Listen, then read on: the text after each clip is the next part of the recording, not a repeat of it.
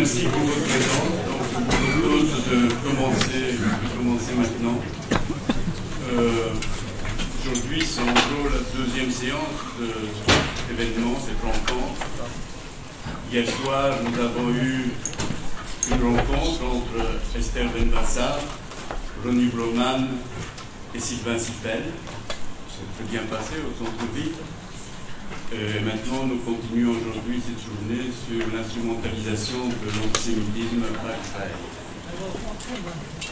Ce que je voudrais dire, c'est d'abord qu'aujourd'hui, vous avez aussi un stand où il y a des livres qui sont pour l'essentiel, pratiquement tous, des livres des intervenants à cette journée, ainsi qu'un recueil de textes de Marcel Lippmann, mais également l'excellent livre de notre ami Michel Stachewski sur l'histoire du conflit qui se trouve ici sur le stand. Je vous le recommande.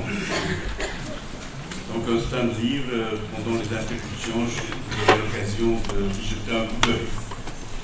Par ailleurs, il y a cette excellente exposition qui a très très bien fonctionné jusqu'ici, qui se trouve dans le couloir, qui est une exposition de photos de la Nakba à la Naksa, qui est le fait du groupe PJPO ITRE, Paix et Justice au Proche-Orient ITRE, et qui est assuré pour l'essentiel par nos amis Marco Abramovic et Lolita, qui continuent à jouer un rôle particulièrement important. C'est un couloir ici qui est un couloir de passage très important parce que tous les ce bâtiment, ces étages, c'est des étages d'auditoire. Donc les étudiants constamment courent ici. Dès lors, ils passent tous par ce couloir et beaucoup d'entre eux, très nombreux d'entre eux, s'y arrêtent, regardent ces remarquables photos qui constituent cette petite exposition et ça leur donne l'occasion de discussions, de débats qui sont toutes, nous avions peur au départ, nous pensions que ça pouvait poser dans cette atmosphère parfois très passionnelle et émotionnelle, provoquer des incidents. C'est tout le contraire qui se produit, c'est des discussions amicales, constructives et créatives qui se déroulent à longueur de journée. Vous pouvez aussi, pendant les interruptions, y jeter un coup d'œil et l'exposition continue là. Et c'est aussi une continuation de notre action par le PJPO ITRE. Ce que je voudrais dire aussi en ouvrant cette journée, c'est pour dire que l'essentiel finalement, c'est la lutte contre l'antisémitisme et contre tous les racismes. Aujourd'hui, on assiste effectivement à une augmentation d'actes antisémites et qu'il faut en prendre la mesure, ce que nous essayerons de faire dans le cadre de cette journée. On essayera de prendre la mesure réelle de cette augmentation d'actes d'antisémitisme qui crée aussi pas mal d'émotions dans notre société aujourd'hui. Et c'est un problème important, un problème essentiel. Mais nous nous heurtons, et c'est l'objet de la journée finalement, nous nous heurtons à ce sujet pour combattre l'antisémitisme, qui est notre combat essentiel contre l'antisémitisme et les racismes. Nous nous heurtons à une difficulté, et depuis pas mal de temps, et cette difficulté a pris aujourd'hui une importance encore plus grande.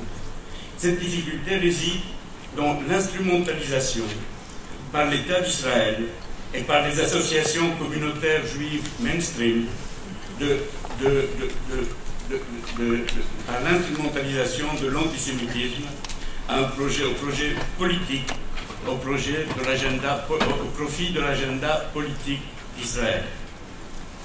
L'instrumentalisation, dire que nous voulons mettre en évidence, essayer d'analyser cette instrumentalisation, ne signifie pas occulter l'antisémitisme, bien au contraire. Cependant, là encore, deux écueils que je voudrais souligner. Le premier, c'est celui de l'amalgame dangereux entre juifs et Israël, faisant de chaque juif un potentiel responsable du drame palestinien. Et cela est une question, à mon avis, très importante et difficile pour les communautés juives de la diaspora pour l'avenir. Cette dissociation indispensable entre le fait d'être juif et la politique suivie par l'État d'Israël, la nature et la politique de l'État d'Israël. La deuxième chose, qui aujourd'hui, avec en particulier cette guerre qu'Israël mène à Gaza, a pris une importance encore plus grande, c'est cette tendance de l'extrême droite, qui n'est pas nouvelle, qui est ancienne, de flatter les juifs, d'être plus philosémite que n'importe qui, de flatter les juifs pour mieux dénoncer les arabes, pour mieux dénoncer les musulmans, voire se lâcher contre le racisme. Pour beaucoup d'ailleurs, pour beaucoup d'entre eux, la source principale de l'antisémitisme serait finalement l'antiracisme. Et je crois qu'il est important de dénoncer ces écueils, et c'est de cela, à cela aussi que nous nous attachons pour lutter précisément contre l'antisémitisme. Ce que je voudrais aussi souligner, c'est que nous avons voulu organiser cette réunion le 14 octobre. Le 14 octobre, c'était après le 7 octobre.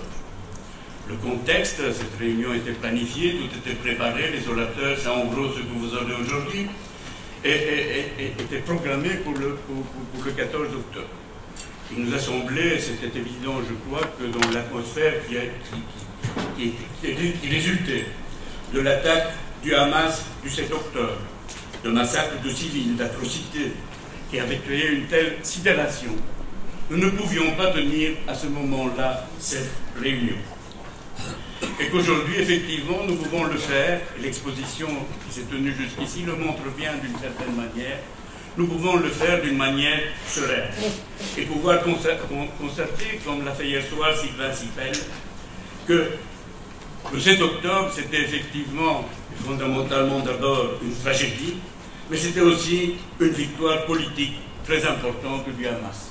Et qu'il faut prendre la mesure réelle de ces événements, à savoir pas seulement de la tragédie comme le font beaucoup, mais également de la victoire politique du Hamas le 7 octobre.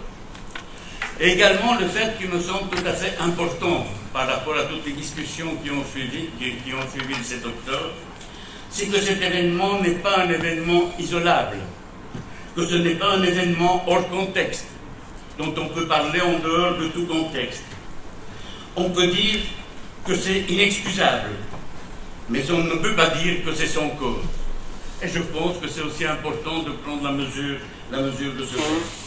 C'est aussi, le 7 octobre, le résultat de l'aveuglement d'une majorité d'Israéliens entretenus par les États-Unis et les nouveaux amis des gouvernements arabes, les nouveaux amis d'Israël, du gouvernement arabe, qui se sont abrités derrière les faits accomplis depuis plus de 70 ans réalisés par l'État hébreu sur le grand territoire de la Palestine.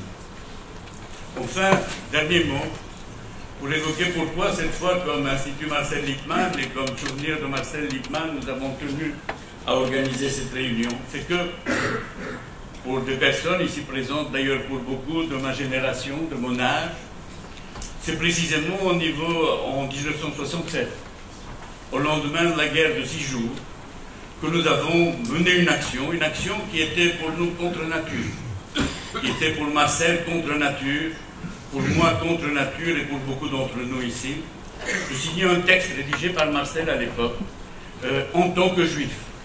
Pour nous qui étions déjà des militants politiques, il ne s'agissait nullement de nous situer ou de nous voir comme juifs, mais cette fois il nous avait semblé important de nous afficher comme juifs.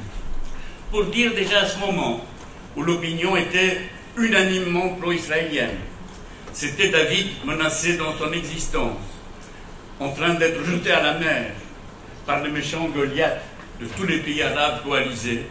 Et il y avait une sainte alliance derrière cette situation qui était politique, qui était médiatique, qui était dans l'opinion.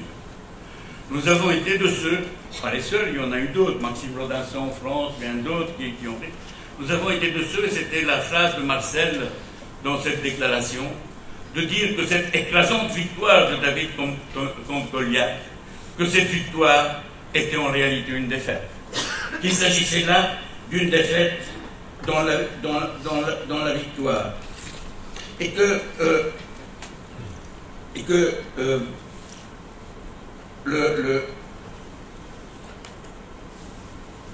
cette victoire portait déjà à ce moment-là en germe l'antisémitisme qui allait se développer par après, et que c'était là une source d'antisémitisme pour l'avenir, ce que nous avons vu effectivement dans les faits. Marcel Lippmann écrivait dans Les Juifs qu'être juif, ce n'est pas faire du souvenir de la Shoah une cuirasse pour se mettre à l'abri. mais puiser les forces nécessaires pour lutter contre toutes les formes du racisme. Et hier soir, en discutant précisément avec Colette Blackman, qui rentre maintenant de Goma, l'Est du Congo, soumis à des exactions terribles, en discutant avec Colette Blackman, nous disions effectivement que nulle part avoir été victime d'un génocide ne préserve pas vis-à-vis des exactions que l'on commet par après à l'égard d'autres peuples. Que c'est vrai pour les Juifs, que c'est vrai pour les Rwandais, et que c'est vrai pour tout le monde, et qu'au contraire, ce que nous devons essayer de faire, c'est de tirer des forces de cela, pour lutter contre tous les racismes. C'est aussi, disait Marcel, et c'est ce que nous disions à l'époque, un devoir particulier pour les Juifs envers un peuple qui a été spolié par eux. Voilà donc ce que je voulais dire pour introduire cette journée, donner la parole et vous dire aussi que nous avons organisé cette journée en collaboration très étroite avec Bruxelles laïque, l'UPJB, l'Union des progressistes juifs de Belgique, l'association belgo-palestinienne ABP, le cercle du libre examen de l'ULB et Action interméditerranéenne de Simone, à qui je cède la parole.